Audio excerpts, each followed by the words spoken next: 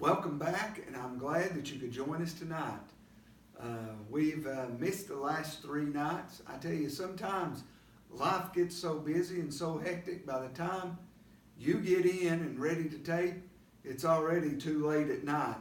But we're picking back up in Genesis chapter 21, and the promise is about to be fulfilled, because it says in Genesis 21, "And the Lord visited Sarah as he said, and the Lord did unto Sarah as he had spoken.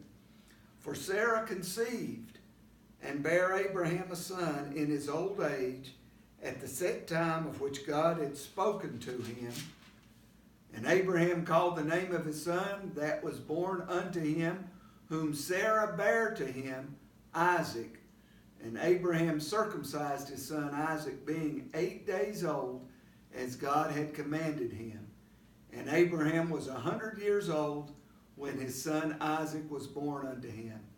And Sarah said, God hath made me to laugh, so all that hear will laugh with me. And she said, Who would have said unto Abraham and Sarah that Sarah should have given children suck? For I have borne him a son in his old age." Folks, Genesis 21 is the fulfillment of the promise that God basically spoke to Abraham back in Genesis chapter 12. It has now been 25 years since God called Abraham out of Haran to come to Canaan land and to the promised land, and fulfilled the promise that he would have a son. And it's interesting, in these first 5 verses, 5 is the number of grace.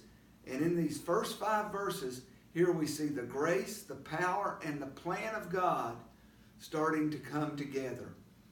And repeatedly during these verses, it's Abraham in his old age, Sarah in her old age.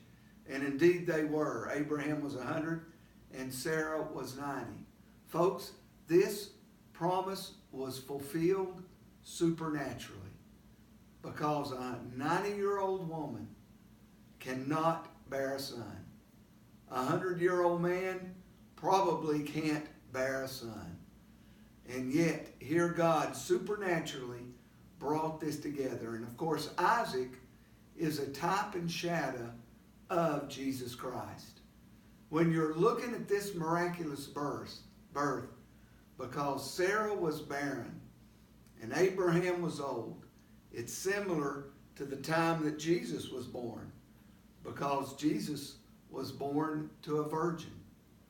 And when you look at it, Abraham almost lost Sarah to Abimelech. When Abimelech saw how beautiful she was, and God had rolled the years back, and Abimelech took her to be in his harem, but God came to Abimelech in a dream, and through that dream protected Sarah and also restored her back to Abraham.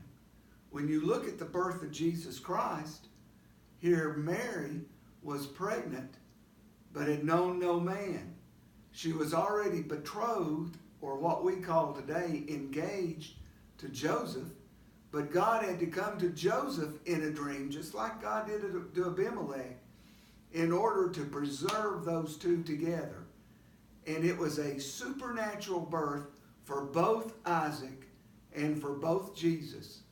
And when you look at them, also, the Bible specifically says that in Genesis 21:3, Abraham circumcised his son Isaac, being 8 days old.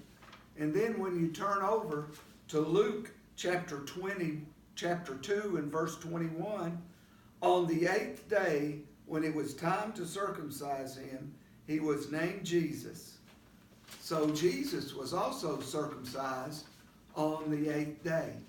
So what you're seeing here in Isaac, and as we study him, Isaac is basically a type and shadow of the son or basically a type and shadow of Jesus Christ.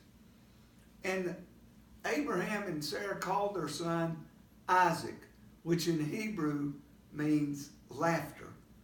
because it was such a joyful experience and such a joyful time that these two old people who had been bearing Abraham for 100 years, well, for 86 years till Ishmael was born, but Sarah, who'd been barren for 90 years, finally had her son, Isaac. God miraculously brought that, and it was a victorious time. And when people have victory, what do? They laugh. They celebrate. There is exceeding great joy in that moment. And because of that, that's why they named Isaac Laughter. Because whoever heard that Abraham, a 90-year-old woman, had a baby, would surely laugh with her for the joy that she's experiencing.